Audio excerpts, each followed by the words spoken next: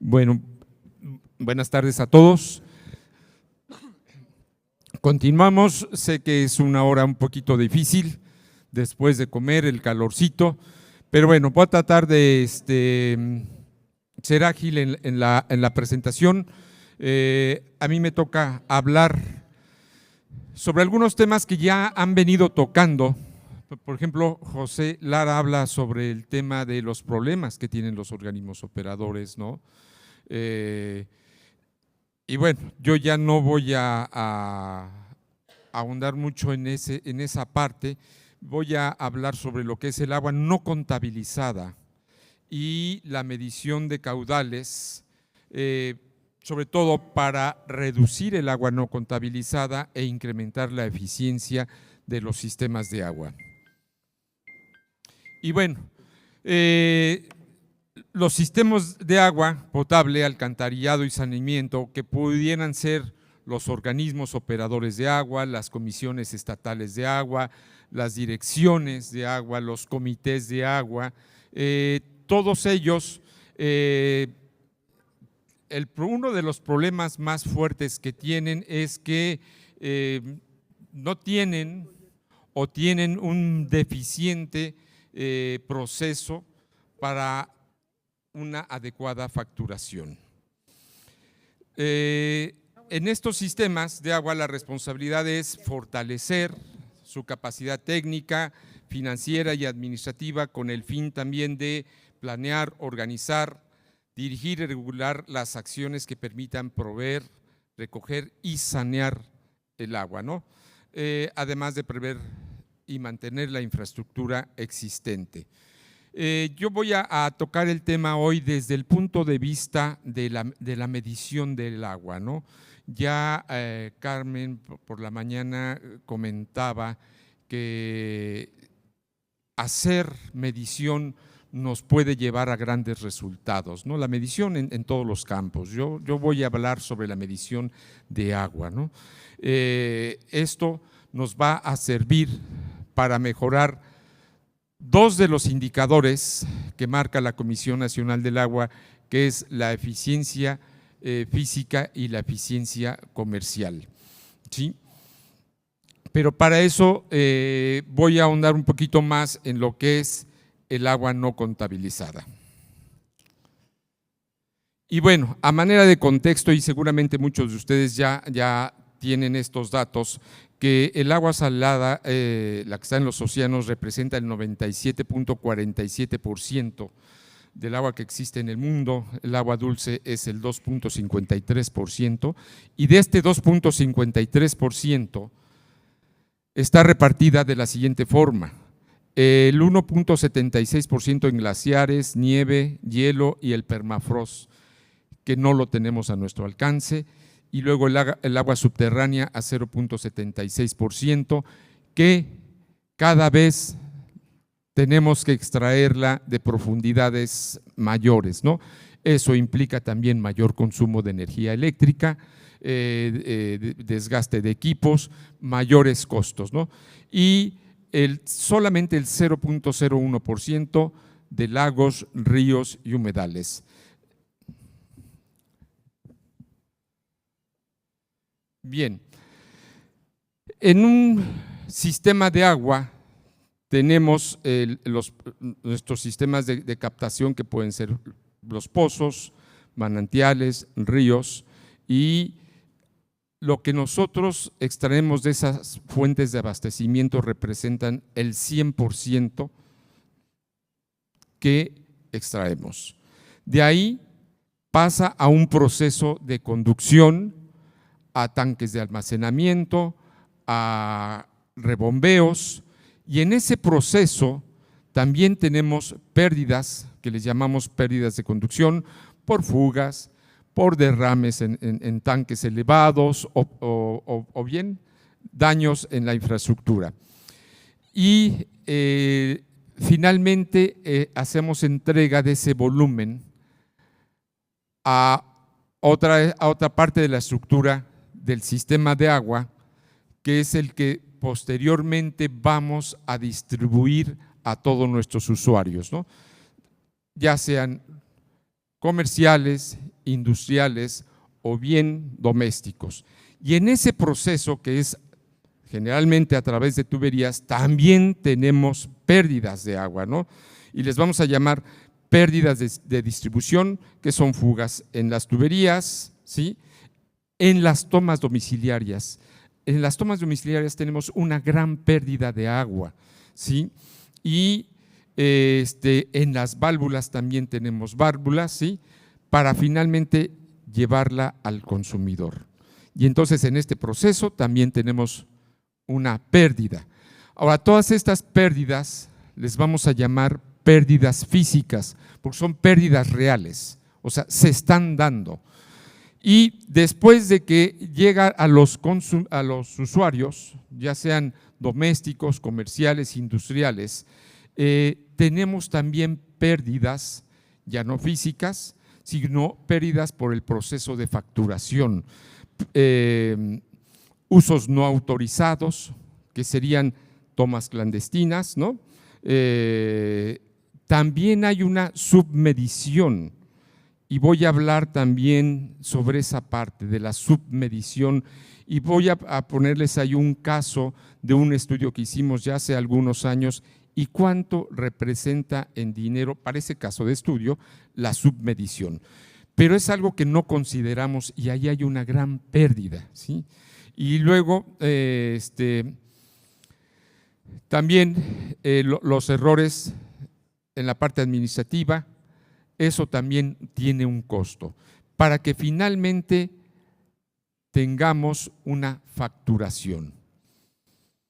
Y después de esa facturación tenemos un proceso, o tienen los sistemas de agua un proceso de cobranza. Y en ese proceso de cobranza también hay pérdidas, ¿no? Hay cartera vencida, usuarios morosos y otro tipo de fugas, ¿no? Derrames también, ahí tenemos. Y esas pérdidas les vamos a llamar pérdidas comerciales, ¿sí? De tal manera que del 100% que nosotros extraemos de las fuentes de abastecimiento, solamente se cobra el 40%. Esta es una referencia, ¿no? Hace rato José Lara daba un número cercano, pero son números de referencia, porque tampoco tenemos un número exacto.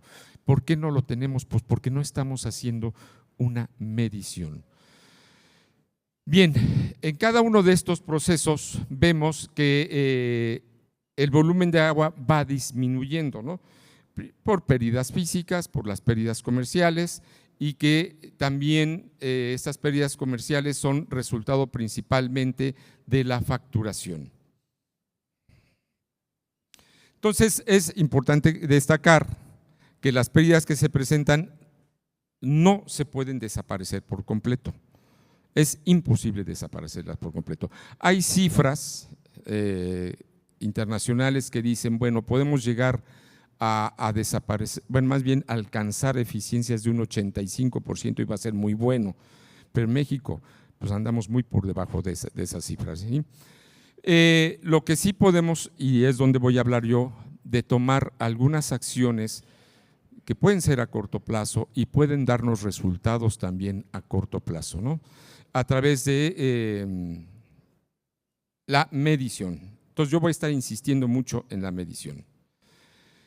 Entonces, otra tabla similar y reforzando lo que he venido diciéndote, todo el volumen que nosotros extraemos solamente se cobra el 40% y el 60% lo estamos perdiendo. Entonces, si eso lo llevamos a dinero, sí, va a representar cantidades muy importantes. Y ese volumen, ese 60%, le vamos a llamar agua no contabilizada. Y a nivel mundial se considera el 30% de agua no contabilizada. Este es un dato del Banco Mundial y de la IGUA, ¿no? Y en México, vean, el agua no contabilizada es del 60%. O sea, En la parte de pérdidas físicas, lo que son fugas o pérdidas reales, tenemos 30%. Y en la parte de pérdidas comerciales tenemos un 40%. Combinados nos da que el agua no contabilizada en México es del 60%. Este es un esquema de ese proceso que ya comenté antes. Tenemos nuestras fuentes de abastecimiento, que pueden ser pozos, lagos, manantiales, ríos, plantas de tratamiento, que ahora cada vez, bueno, hablaba Gerardo también de ahí, el ejemplo de la planta de tratamiento, y él insistía mucho también en medir a la entrada de la planta de tratamiento, medir a la salida de la planta de tratamiento. Y por ahí también Carmen mencionaba, ¿no?, de que medir nos puede dar grandes resultados, ¿no? Y ahí es donde yo pretendo también aportar con mi participación. Entonces tenemos que extraemos de nuestras fuentes de abastecimiento y tenemos las pérdidas de agua por fugas, ¿sí? Y dentro de esas fugas tenemos consumos no autorizados, que son tomas clandestinas, ¿no? O bien me ha tocado muchísimo ver cómo manipulan los medidores de agua para que cuantifiquen de menos o dejen de operar los medidores. Entonces tenemos ahí también una pérdida importante, ¿sí? Y las pérdidas técnicas, que esas son pues las que se dan en las tuberías, en los tanques elevados, en fin. A esta parte es la que no estamos midiendo y lo que le llamamos agua no contabilizada. Por otro lado, los sistemas de agua que miden, hay sistemas de agua que no miden, y me ha tocado verlo, muchos no miden, pero consideremos los que sí miden, y esa M significa de medidor, ¿sí? Se compone también de consumos que están autorizados, pero no se facturan, como pueden ser escuelas, hospitales o bien oficinas de gobierno, ¿no? Sabemos que están consumiendo, pero no lo estamos cobrando. Y por otro lado, solamente una parte de ese volumen es autorizado y facturado. Y a esta parte es la que estamos midiendo y es agua contabilizada, y nosotros tendríamos que buscar llegar o acercarnos al 100% de agua contabilizada. ¿Cómo lo podemos lograr? A través de la medición. No hay de otra. Si no hacemos medición, nosotros no podemos mejorar, no podemos evaluar. Entonces, la medición se vuelve algo también, yo lo he escuchado muchísimo, es importante, hay que hacerlo, pero no se hace. Bien, y luego un indicador de agua no contabilizada, que es el volumen producido menos el volumen facturado, entre el volumen producido por 100. Bien, el agua no contabilizada se estima que a nivel mundial anda en el orden de 15 billones de dólares al año. Hace rato escuchaba yo también cifras que para poder resolver el tema en México eran cantidades menores a esta, ¿no? Entonces, ese es el volumen estimado. Yo me he encontrado otras cifras sobre a cuánto asciende esa agua no contabilizada en dinero, pero finalmente son referencias, ¿no? Bien, ese volumen de agua no contabilizada en países emergentes equivale a 45 millones de metros cúbicos que se pierden diariamente. Nosotros con 48 millones de metros cúbicos alcanzaría para abastecer a 200 millones de personas al día. Entonces, vean, son números, sí, que da escalofrío, ¿no? Entonces, más de 30 millones de metros cúbicos suministrados diariamente no se facturan. ¿Por qué? Una de las razones, la medición.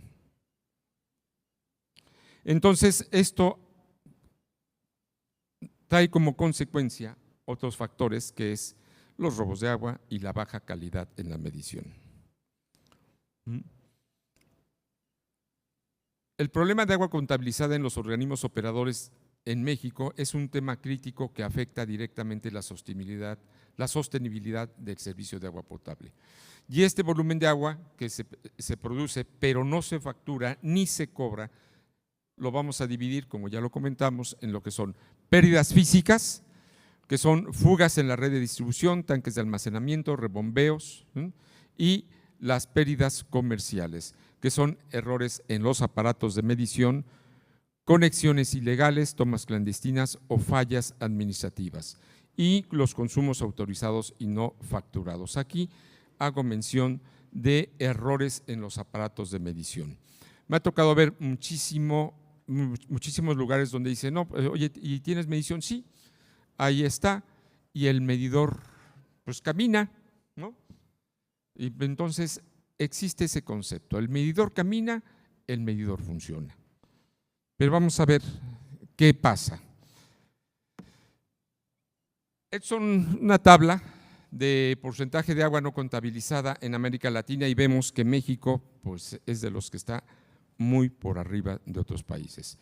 A mí me ha tocado ver en países como Centroamérica, donde existe un concepto muchísimo más claro del tema de la medición, que todavía en México hay mucho por hacer. Bien, y de acuerdo al Programa Nacional Hídrico, no existe un balance entre la recaudación que se obtiene por el concepto de agua potable al gasto que se hace en inversión en mantenimiento de tuberías, alcantarillado, sistemas de pago y sistemas de tecnología. Ya hablaron hace rato sobre este tema, no hay ese equilibrio, ¿no? La operación nos cuesta X cantidad y la recaudación anda por debajo de lo que nos cuesta la operación y la necesidad de los subsidios, ¿no? Esta es una tabla donde considera algunos de los conceptos que tienen los sistemas de agua para poder operar, ¿no? La energía eléctrica en los sistemas de bombeo, que generalmente o la gran mayoría anda por el 50% de sus ingresos se va, es una media, se va para el pago de energía eléctrica. De lo que queda, siguiente rubro importante, pues es la nómina. Y si queda dinero, pues será para invertir, si es que queda.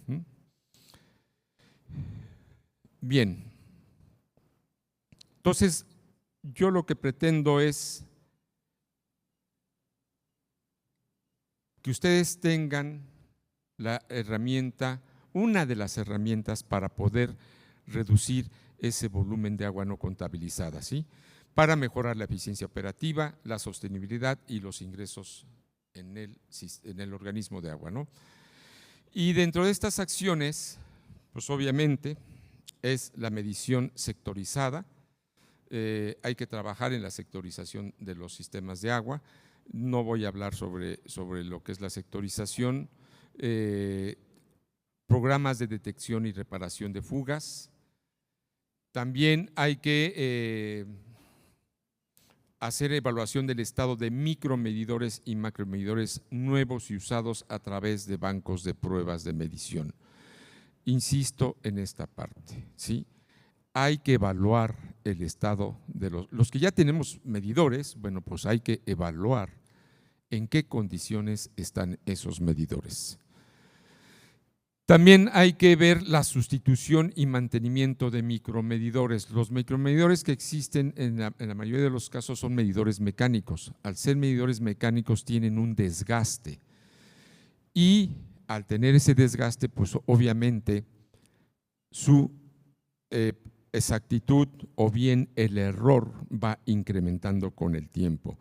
Y es importante ver, les voy a mostrar más adelante una tabla de ver cómo se deteriora esa curva del error con el tiempo. Y algo que está empezando últimamente también para poder sanar un poco la situación financiera de los organismos de agua es la medición de las descargas de aguas residuales. Allí hay un área de oportunidad para los sistemas de agua, medir las descargas. Medir volumen, generalmente es medir volumen descargado y medir contaminantes que lleva esa agua, ¿no? Eso también va a ayudar a que podamos mejorar nuestras finanzas. Y también ir a través de estudios, ir detectando esas tomas clandestinas para poderlas eliminar. Bien, esta es una tabla de un estudio que se hizo en Ceapal, Vallarta, donde podemos ver que los volúmenes no cuantificados, el mayor porcentaje fue debido a volumen subestimado en tomas sin medidor. Generalmente en los organismos que no hay medición o les falta mucha medición, lo que hacen es cobrar una cuota fija, ¿no? Y ahí, si haciendo medición tenemos una pérdida muy fuerte, con cuota fija, pues esa pérdida es muchísimo mayor. Bien, ahora, ¿cómo abordar el tema, no? Desde la óptica de la sustentabilidad o por razones financieras. Ahorita en la comida escuchaba yo también que generalmente, bueno, pues los periodos tan cortos de las administraciones hace que no se le pueda dar continuidad a los proyectos, ¿no? Entonces, vamos a ver qué es más importante, abordarlo desde el punto de vista de la sustentabilidad o por razones financieras, este problema de no medir el agua. Y bueno, la respuesta es hacer una combinación de las dos, ¿no? Eso es lo mejor que podemos hacer, porque desde el punto de vista, desde la sustentabilidad, el objetivo principal es conservar recursos naturales y proteger el medio ambiente. Las razones financieras, el objetivo principal es reducir gastos y aumentar la eficiencia económica. Por sustentabilidad, el impacto es a largo plazo, ¿sí? Generalmente es a largo plazo. Entonces, no va a dar tiempo generalmente ver esos resultados en una administración, ¿no? Y por eso también muchas veces no se abordan el aspecto sustentable, ¿no? Y por razones financieras, ese impacto a largo plazo resulta ser moderado. El beneficio social desde el punto de vista de la sustentabilidad, pues es alto. Y desde el punto de vista financiero, pues es variable, ¿no? La motivación desde el punto de vista de la sustentabilidad es la ética, la conciencia ecológica. Por razones financieras es un interés económico directamente. Luego, ejemplos de acciones desde el punto de vista sustentable, bueno, pues es la medición del agua, tratamiento del agua, recolección de agua, reducción de fugas, eficiencia hídrica. Y por razones financieras, unos ejemplos sería la medición, y este es un dato importante, la medición de grandes consumidores, ¿sí? Y ese es un punto que voy a también a platicar antes. ¿Qué pasa si yo mido? No tengo para medir a todos mis usuarios. ¿Por dónde empiezo? Pues empiezo a medir por mis grandes consumidores, ¿no? Y esa puede ser con un impacto pues a muy corto plazo. Hay un ejemplo real en la ciudad de Córdoba, el organismo de agua a un centro comercial con una tienda, estas Ancla, le estaban cobrando al mes, no sé, algo así como 3,000 y tantos de pesos, con base al medidor que estaba instalado, un medidor mecánico. Nos llaman, se hace el cambio de tecnología de medidor ¿sí? Ya no mecánico, sino un medidor electrónico de un costo mayor, obviamente, pero en el primer mes se incrementó de 3,000 a 60,000 pesos el pago. El medidor, no sé, habrá costado 6,000, 8,000 pesos. Entonces, el medidor se pagó en cuestión de días. Entonces, vean, acciones como esas nos pueden llevar, por un lado, si lo vemos desde la óptica financiera, a ir recuperando dinero, ¿no? Y eso nos va a permitir después tomar otras acciones. Entonces, desde el punto de vista sustentable, la inversión inicial a veces es alta, pero con beneficios a largo plazo. Si yo lo veo desde el punto de vista financiero, la inversión inicial a menudo puede ser baja con retorno muy rápido, como este ejemplo que les pongo, ¿no? Cuestiones de días, yo recuperé mi inversión y de ahí para adelante mi cobranza o mi facturación para ese usuario se fue para arriba, ¿no? Y desde el punto de vista sustentable, la inversión inicial a veces es alta, ¿no? Y con beneficios a largo plazo. Perdón, ahí se me duplicó. Y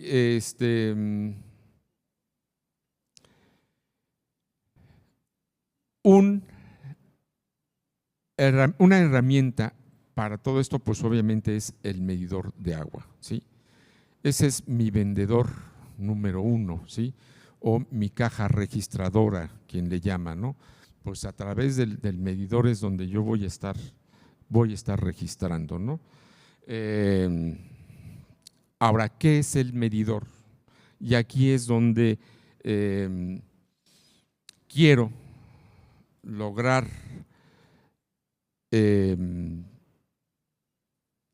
hacerles llegar el mensaje, ¿no?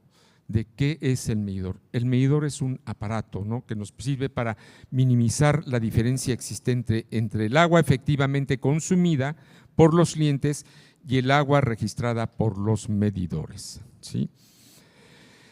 Y acá algo importante. Generalmente la toma de decisiones de un medidor se va por cuestiones también financieras. Pues a ver cuál es el medidor más barato, ¿sí? Pues ese compro, ¿no? Porque en lugar de comprar 100, pues puedo comprar 200. Pero a veces ese tipo de decisiones pueden costarnos mucho más, ¿no? Entonces de aquí también la reflexión de que no es lo mismo poner medidores que hacer medición, ¿sí? Y ya las personas que me precedieron insistieron mucho en la medición desde diferentes ópticas, ¿no? Y bueno, pues en las plantas de tratamiento lo hablaba Gerardo, ¿no? Hay que medir a la entrada y hay que medir a la salida, ¿no? Hay que medir y hay que medir, ¿no? Si no, pues ¿cómo controlamos? Bien, entonces, la medición en los sistemas hidráulicos es de suma importancia, de ello depende que el vital líquido se distribuya adecuadamente y se aproveche de forma eficiente. En México, la medición en macro y micromedidores no se realiza correctamente o en otros casos no se lleva a cabo ni siquiera, ¿no? Por lo anterior, la medición debe considerarse como una parte medular dentro del funcionamiento de un organismo operador, también como un proceso integral que considere la planeación, ejecución y procesamiento de la información, ¿sí? Bien, la medición de agua constituye una herramienta básica para la gestión financiera sostenible de un organismo operador y la selección de micromedidores de agua potable es importante, ¿no? El uso correcto de medidores crea una conciencia de ahorro en los usuarios y permite una facturación confiable y equitativa del suministro de agua potable.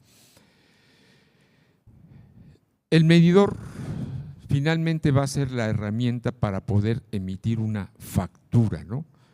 Generalmente y muchas veces estamos emitiendo una factura sin ni siquiera medir o con un medidor que no sabemos cómo se está desempeñando.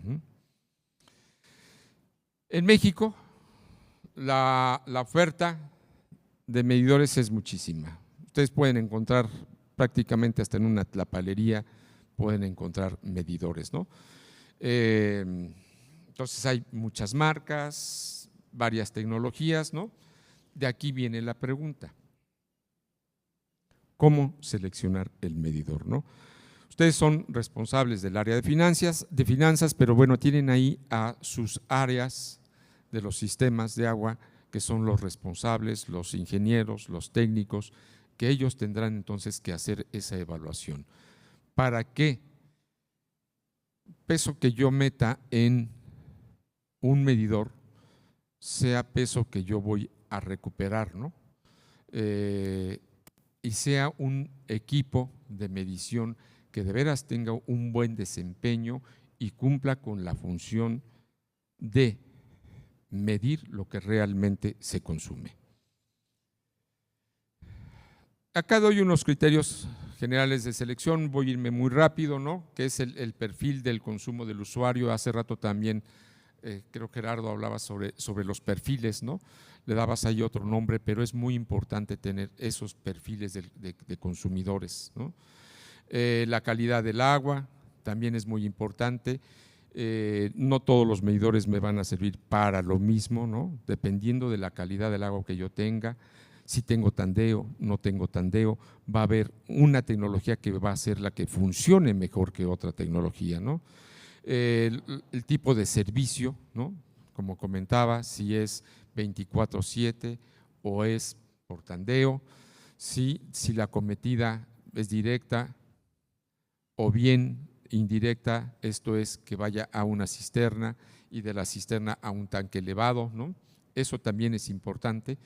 También el criterio para seleccionar el medidor es esta relación costo-beneficio de la tecnología ofertada. No siempre lo más conveniente es comprar el más barato, ¿no? Habrá que hacer ahí pruebas, y lo voy a hablar adelante también muy brevemente, que es importante hacerle pruebas a los medidores antes de comprar.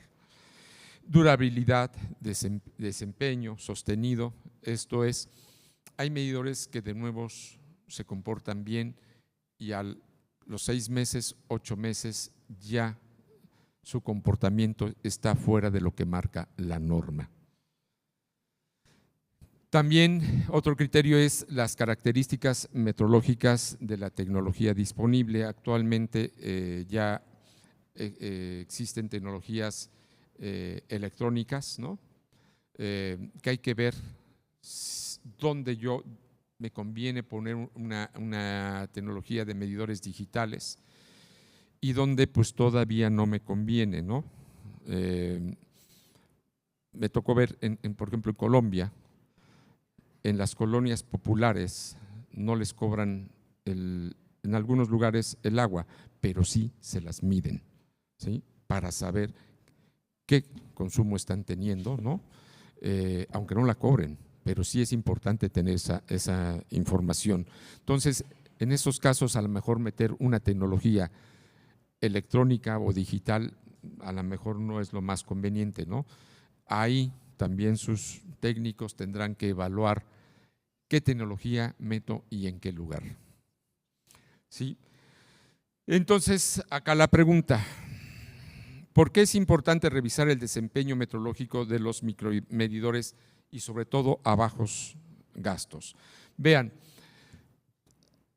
estos son unos estudios hechos en donde en rojo los medidores más pequeños de media pulgada, que son los que la mayoría tienen, están diseñados para trabajar, para que pasen a través de ellos 1,500 litros por hora. Para eso están diseñados, 1,500 litros por hora. Pero ¿cómo suministran los sistemas de agua? Suministran a 1,500 litros por hora. Veamos estos estudios. Este estudio nos marca que el 51.73% suministrado está en el rango de 50 a 500 litros, 50 a 500 litros por hora. y el medidor está diseñado para 1500. Este es otro estudio, allí en Colombia, donde la mayor parte del suministro se hace de 120 a 750 litros, vean, 120, y están diseñados para 1500. Este otro estudio, en Estados Unidos, donde no tienen problemas de agua, la mayor parte del suministro lo hacen de 450 litros a 1360 litros. Y vean, ¿qué ocurre a medida que pasa el tiempo con el servicio del medidor? Este es otro estudio y me voy a ir nada más con la línea de abajo. Vean, es un medidor, hay diferentes tecnologías. No voy a explicar, este es un medidor tipo velocidad, no voy a explicar qué es tipo velocidad, no tiene sentido acá, lo que me importa es ver que cuando suministramos caudales bajos y el medidor tiene operando o tiene acumulado 7,500 metros cúbicos, el medidor ya está midiendo con un error de por abajo de menos 20%. ¿Qué quiere decir eso? Que de cada 100 metros cúbicos de agua que pasen por el medidor, que eso es lo que cobran los sistemas de agua, metros cúbicos, sí, más bien 20 y tantos metros cúbicos de cada 100 ya no los están registrando, ya no los están cobrando. Ahora vean qué pasa con un medidor volumétrico, ¿sí?, en caudales bajos. Cuando el medidor ya tiene, según este estudio, 7,500 metros cúbicos trabajados, el medidor va a tener ya un error por abajo de menos 80%. ¿Qué significa eso? Que de cada 100 metros cúbicos que pasen por el medidor, más de 80 no los está ya registrando el medidor. Y eso es algo que no vemos. El medidor, la aguja se mueve, pues el medidor trabaja. Pero ¿con qué eficiencia? Esto es de veras muy interesante, ¿no? Porque vean, acá no tenemos que hacer muchas inversiones.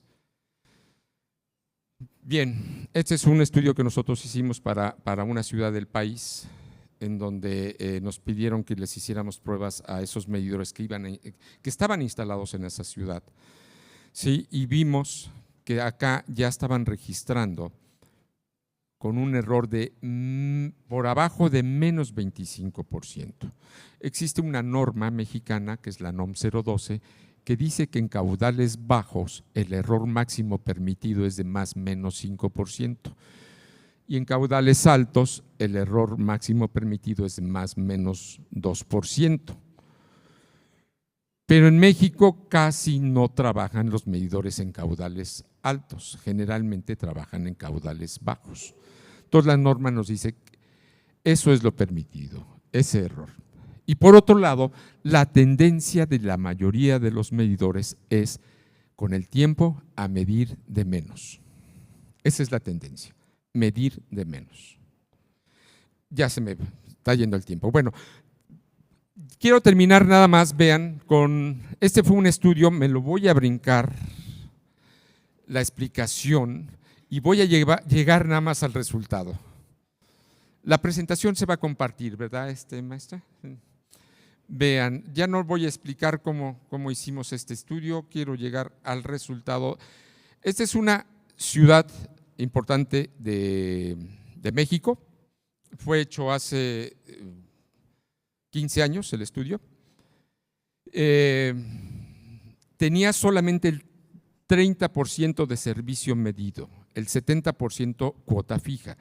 El estudio se hace sobre ese 30% de servicio medido y la pérdida por error en la medición resultó ser de, vean, 60,478,000 pesos, 589 pesos anuales. De ese 30% de servicio medido. Si hubiéramos considerado el servicio no medido, esta cantidad va, pero muchísimo más arriba, ¿sí? Entonces, vean, esto es por error de medición. Esa pérdida se tenía en ese momento. Y bien, Con esto, déjenme ver si hay algo aquí que, bueno, de acá. Los que tienen que ver con el tema de agua, la recomendación, si no tengo, bueno, ya todas las pláticas anteriores hablaron sobre problemas que tienen los organismos. Una herramienta, y esa la hemos puesto nosotros ahí en práctica con algunos organismos, es empezar a medir con los grandes consumidores. Generalmente los grandes consumidores representan ese 20% de consumidores, o grandes consumidores representan el 80% de nuestra recaudación. Entonces, por ahí podemos empezar sin grandes inversiones y a recuperar cobranza por facturación, ¿no? Y la medición de aguas residuales. Y yo con esto concluiría la plática. Perdón por haberme pasado y pues estas serían las conclusiones, ¿no? ¿La van a tener ustedes? La plática, yo les agradezco muchísimo. Si alguno de ustedes quisiera que platicáramos un poquito sobre el tema, bueno, pues ahí están mis datos y muchísimas gracias por su tiempo. La hora es cansada, pero que sigamos todos aprendiendo de esta reunión. Muchísimas gracias.